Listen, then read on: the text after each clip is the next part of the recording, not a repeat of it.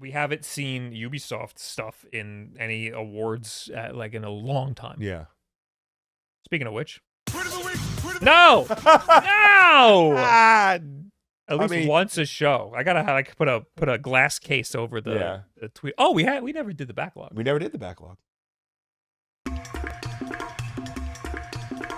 Backlog! Backlog! Backlog! Backlog!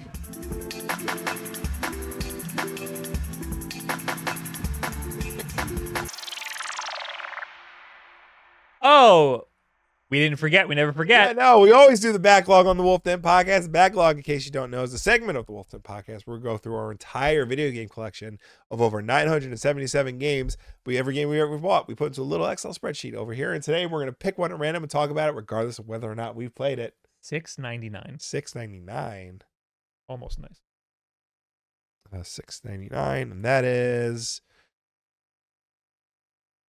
Star Wars Outlaws for the PlayStation 5. Yes. Oh boy. Speaking of a Ubisoft game, now this is not fair. Why is it PlayStation? Because I got the PlayStation 5 version for Christmas, and I haven't gotten around to playing it yet because I'm trying to finish Indiana Jones before I go into Outlaws. Okay, well, I played like 10 hours of this game. Right. So I feel pretty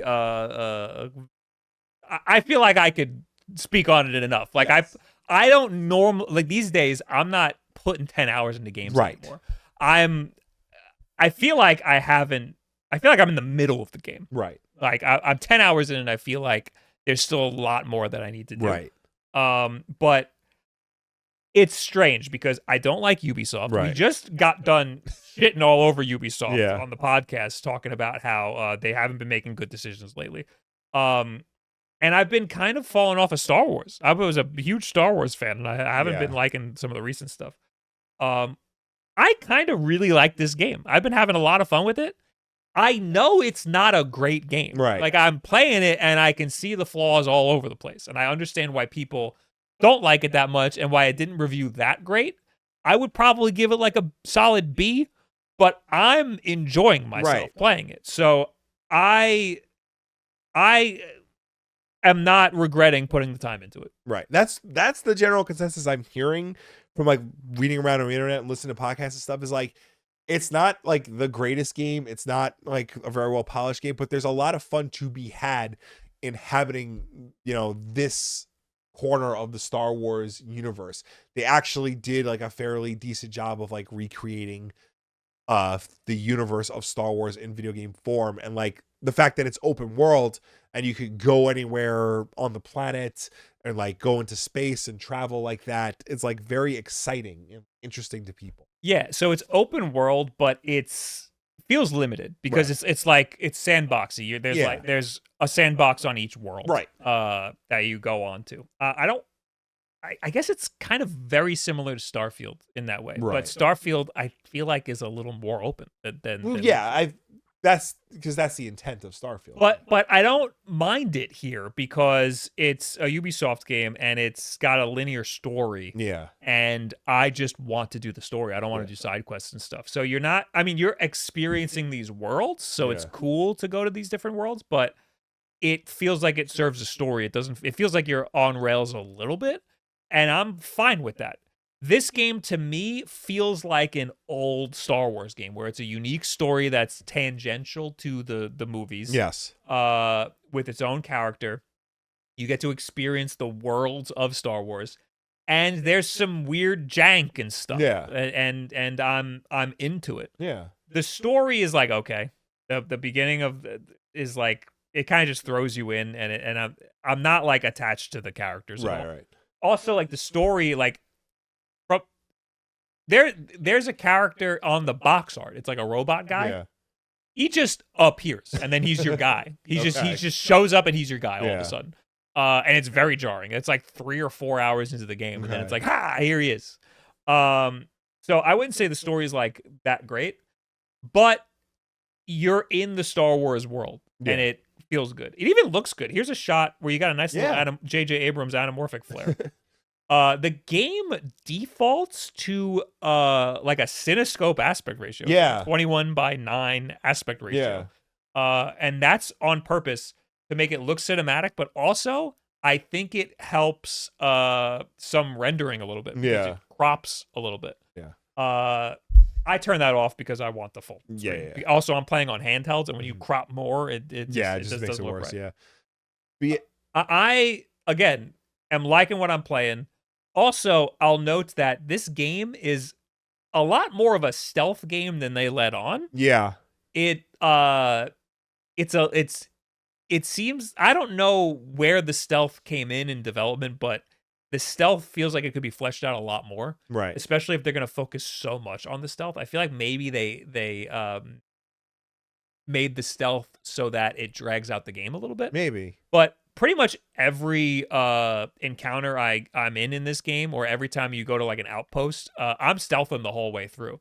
And it's a little janky, like the line of sights are weird and the takedowns are bizarre, but I kind of like that. It feels like a GameCube game. Yeah. I do know they fixed the stealth a lot, like with the recent updates. They actually removed the mission where if you get spot, it's an instant game over. So yeah, there's a lot of missions where if you get spotted, the mission's over. Yeah. And they just removed the requirement. Yeah. Which is really, that's like a big game mechanic that they just changed. Yeah.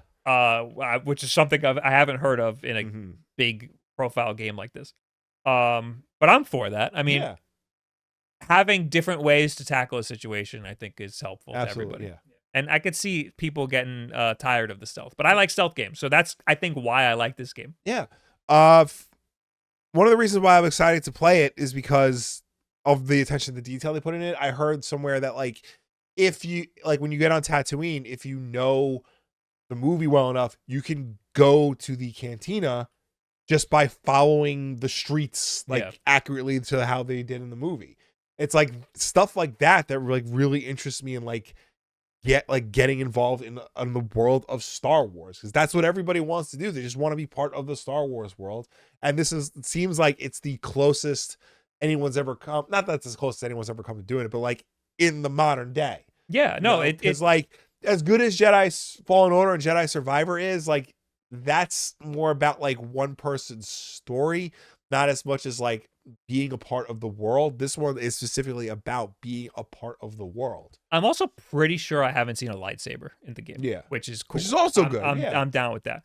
Right on screen right now, there's like a weird card game that it's like poker and you're betting against other people. And I kind of played this for like an hour. I was like kind of really into this. I think I might have 10 to 12 hours in the game. Yeah. And there's a point where you get your little robot counterpart, and then you have to go to 3 different planets and do a bunch of missions on the 3 different planets. And you can choose them in whatever order you want. But they put Tatooine as the last one. Right. So I just did them in the order that they had them in. And I'm just now at Tatooine. Right.